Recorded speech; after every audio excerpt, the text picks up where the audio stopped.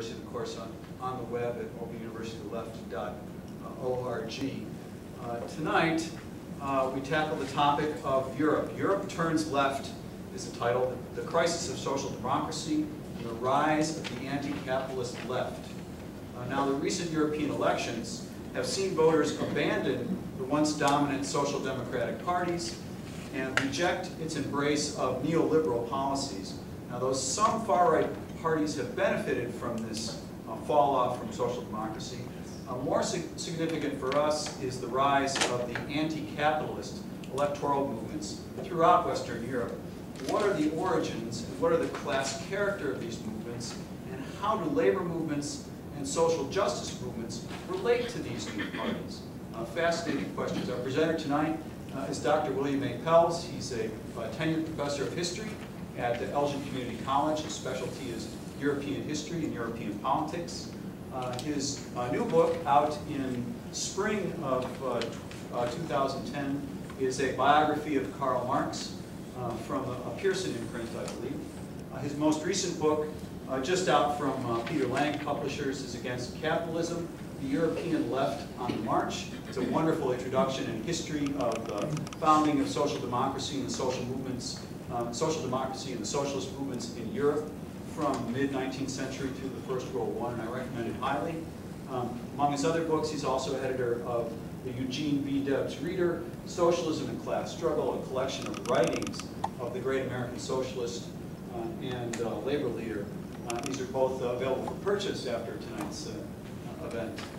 So without further delay, please welcome Bill Pelz.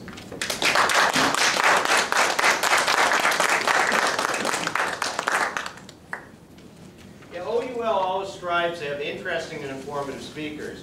However, failing to find one, they've got me.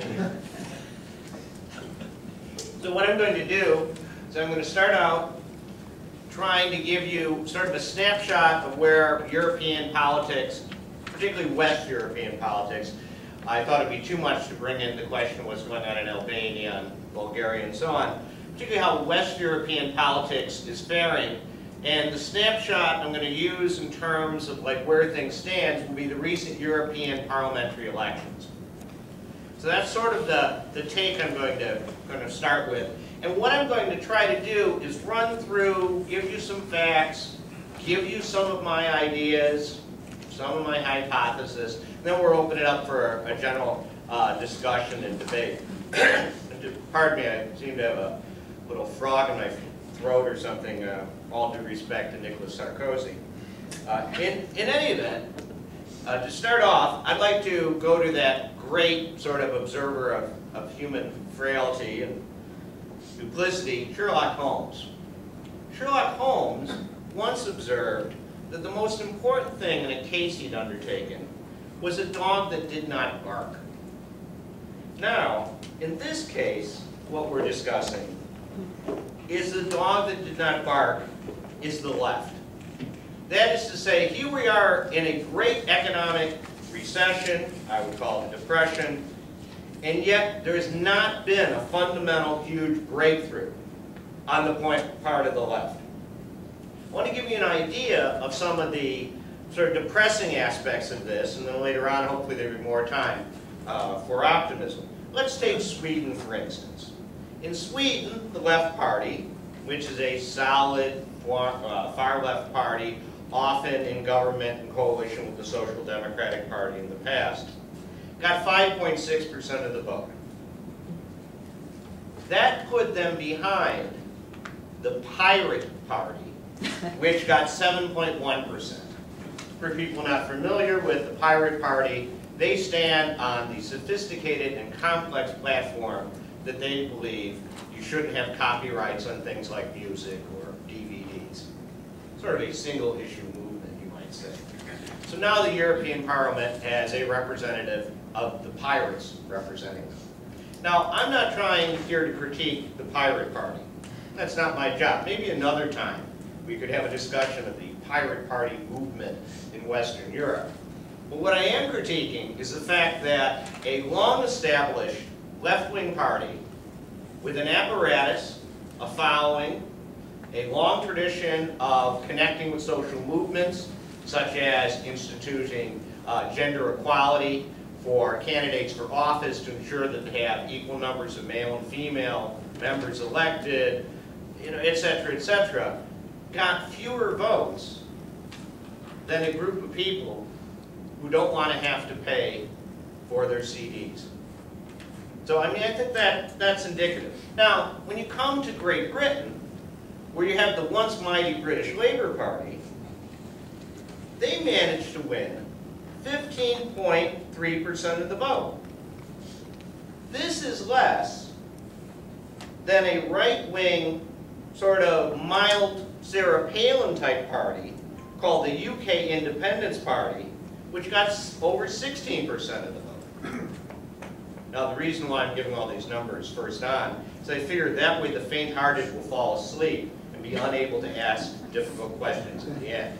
And as my experience as a professor has taught me, there's nothing to lull an audience to sleep like giving them a lot of statistics. So I just thought I'd be transparent in terms of why I'm doing this. But I will continue. In Germany, the left party failed to break forward as far as they hoped and had to satisfy themselves with 7.5% of the vote, where the neoliberal Free Democrats got 11%, and the party of German Monty Hallism, or Let's Make a Deal, known in the mainstream media as the Greens, got 12%. In the mainstream, the once mighty Social Democratic Party, the SPD, came up with a meager 20.8% of the vote. This is really, really devastating from the point of view of traditional social democracy in Germany. Particularly when the party of the Pope and BMW, take your pick or both, that is to say the CDU in the north and their sister party, the CSU in the south, got 30.7 and 7.2 respectively. In other words, for a total of 38% of the vote in these elections for the conservative parties. In France, the Socialist Party dropped to 16% Meanwhile, the party led by the small man with the famous singer as a wife got almost 28% of the vote.